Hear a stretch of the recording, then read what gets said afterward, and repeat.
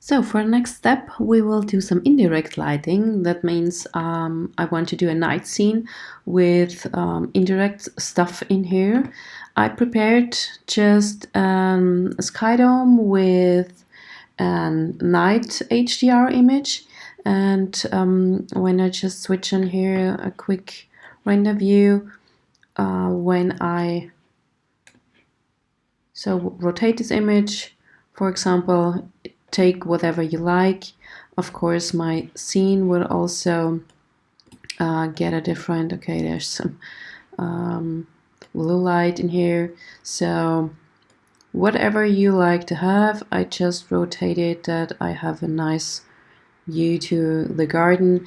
It doesn't matter, it's not the aim of this tutorial that the landscapes looks good.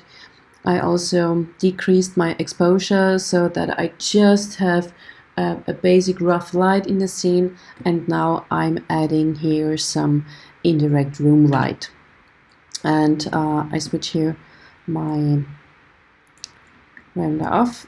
So this is my starting point here, and the best way to do indirect lighting is to use Arnold mesh lights. And you find this actually here, Arnold lights, mesh lights. And with that you can make every object to a light object. And what I do, actually, I have in my, here for example, I have a light bulb. And when I have a light bulb material on it, but this will disappear anyway. So select your mesh, go to Arnold,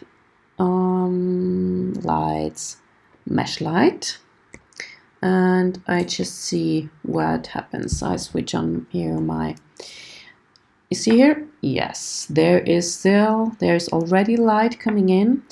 It's quite weak, so, and you see I have a light translucent material. And what you should do for the mesh lights, they are quite low in intensity, so maybe you increase them a little bit. You see we're getting a lot of light here.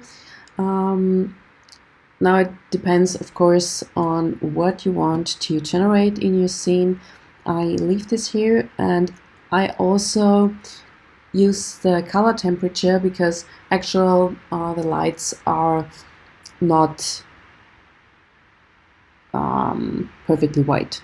Of course, the modern LEDs are white, but if you want to give it, see here, a white or blue tint or whatever you like to do, feel free to do that. Or you can even choose any light color in a more whatever you can choose here to give your light a color. Or when you want to imitate some LED lights in any color you like, then use just this stuff here. Okay, I'm switching back to white here because I just used the color temperature and give it a little bit of yellow tint, and that's all I want to do here. And actually I just go on here, switch off here the rendering. And what I prepared, I have in every light in my scene. Oh, I have already a mesh light in there, and I just activate it.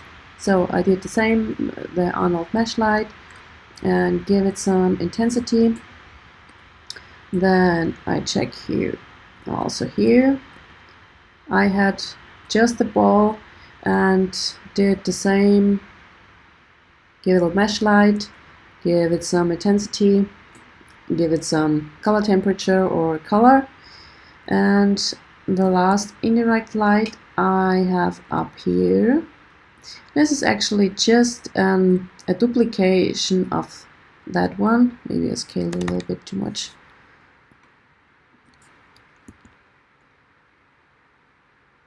You see it here? This is already, I have it here, ceiling, and this is already a mesh light. So it's just the basic geometry, actually. Okay, put it here to the right position. It's just a little bit smaller that it's behind that. So now activate a little bit of intensity. And now I see let's see what happens in here when I switched all my indirect lights on.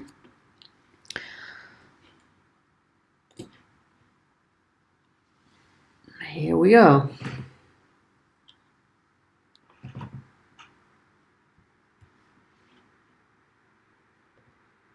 I will let this render in here so that I see the difference.